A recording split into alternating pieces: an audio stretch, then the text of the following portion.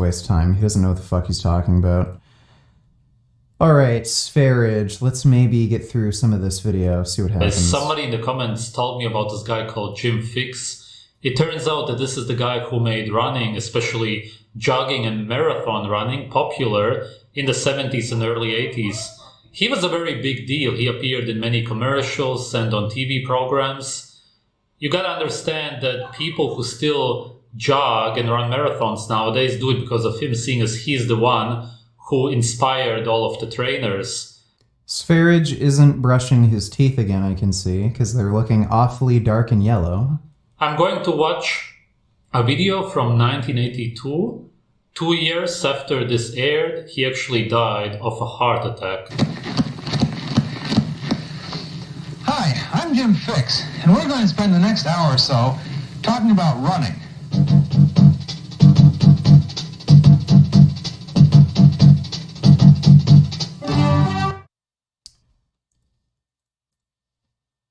Jim Fixx. Did Will Tennyson get fat?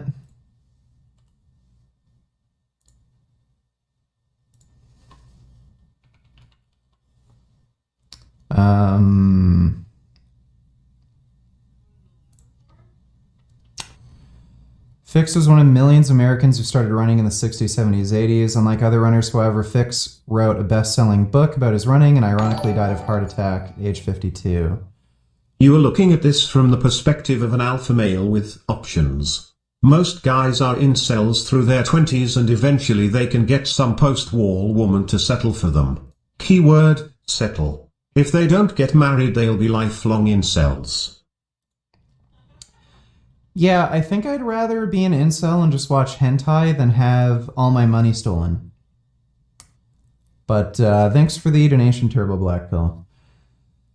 Fixx and other authors of other running books believed heart disease resulted from over-civilization recommended running as a cure. Running was not merely physical exercise, according to the authors, but also a way of life.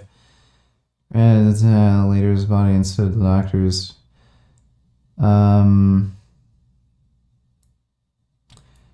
Fixx's adherence to that philosophy offers an explanation: his seemingly irrational behavior running throughout chest pain and discomfort. Oh, okay, so he wasn't actually... He might have had, like, familial hypercholesterolemia. And, yeah, so Fixx's father had a heart attack at the age of 35 and died of heart disease at 43. So heart disease ran in this guy's family. He probably had familial hypercholesterolemia. It's possible he was even a homozygous for it. And he didn't bother going to the doctor when he was experiencing chest pain. Neil is not suggesting that... Which could have saved his life. He could have been taking, like, cholesterol-lowering medication and stuff like that, and then he died of a heart attack. So heart disease just ran in his family. He was basically genetically fucked, and then Spherage is saying it's because he was running. He outlived his father. So his father died at 46. This guy didn't end up having a heart attack and dying until, like, 52. So that's bullshit.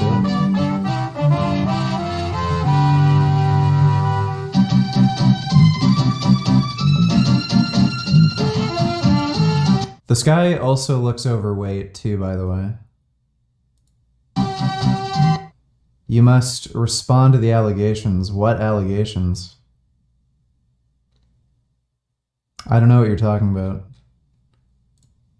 All of this garbage started decades ago. Humans never used to run for no reason at all, just to age and stress their bodies.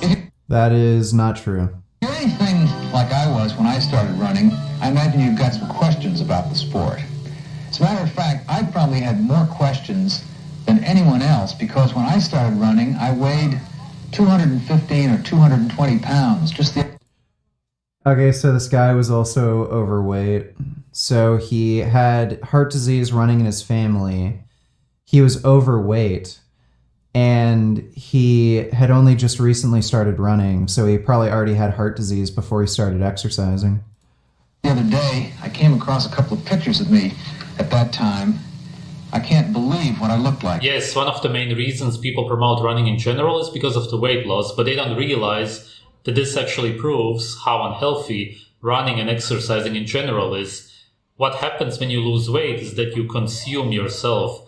You lose weight because you literally lose parts of your body. You lose Yes, Sverige, and that's a good thing because being overweight is unhealthy for you. your cells.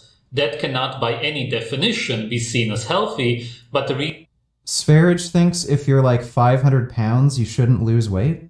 reason it is seen as healthy is because modern slaves eat a lot of junk food and they actually gain weight, whereas humans in nature would never run for no reason, seeing as they try to maintain their weight. They don't try to maintain their weight, they try to gain weight when they can. What the fuck are you talking about?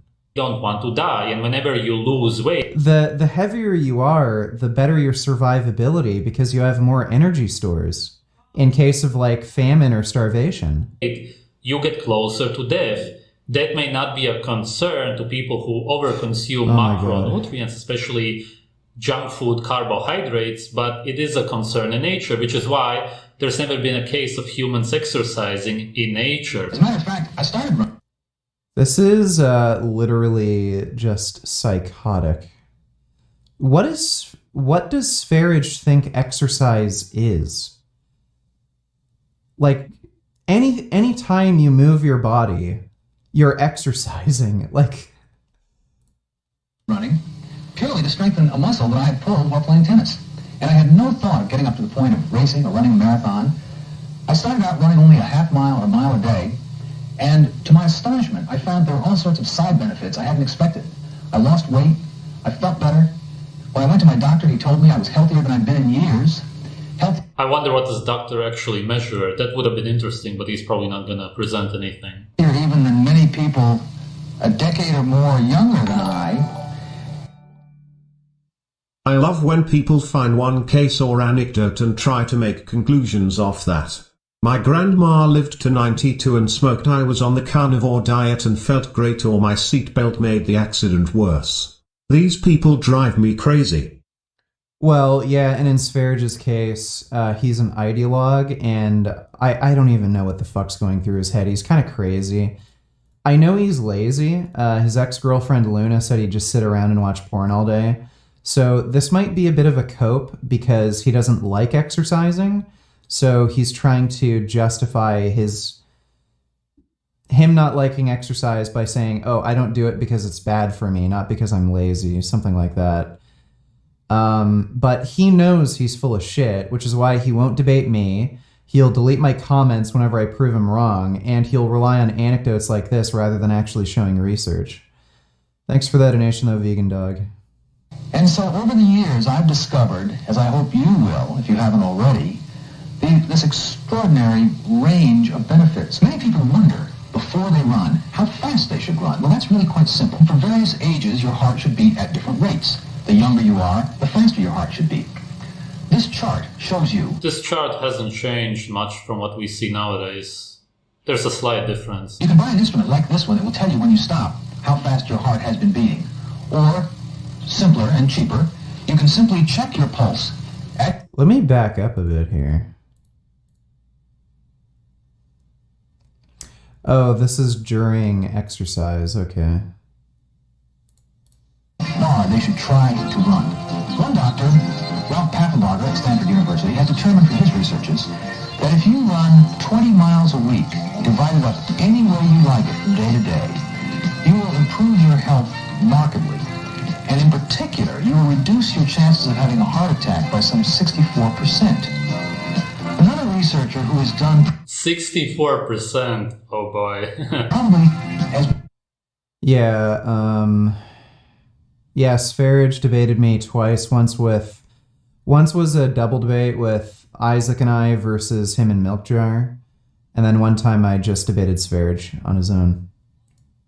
much looking into the effects of running is David Costa.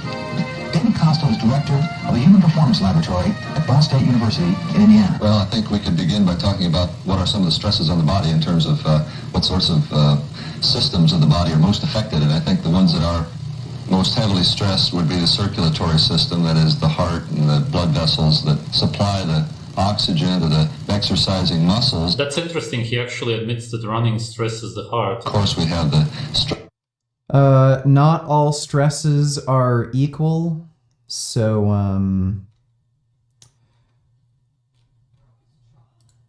yeah, something like a taser is going to stress your heart. That's probably a bad stress. But something like running is a good stress that causes a beneficial adaptation. stresses that are placed on the muscle and the fuel supplies that the muscle must demand in order to do its exercise. One of the major benefits that we see to the cardiovascular system is the ability of that system to tolerate. Sverige might have killed Milkjar. Nobody heard a peep from him after Milkjar visited Sverige, so Sverige might have actually killed him. Sudden bursts of extra stress. The reason our bodies are able to do that is because of survival. There may be some kind of danger, or you may try to run after something. Training causes the tissues to adapt, to make them stronger, more capable of tolerating stress. And so, yes, what he's saying about being able to adapt to stress is absolutely right. The same way somebody who does bodybuilding adapts to lifting more and more weight. None of this in any way strengthens your body. It doesn't make it healthier. And when it comes to running, it only makes the heart weaker. What happens is that your cardiac output increases the more you run, and your troponin levels increase the more you run, which has also been proven over and over again. A marathon runner is going to have very high troponin levels, which is what... Troponin? The fuck is troponin? You measure after somebody has had a heart attack. They don't realize this, and maybe back in the day, this guy also didn't know anything about it. That may be true. This is just... There's not really any point in watching this. It's whatever. That you do this. I used to like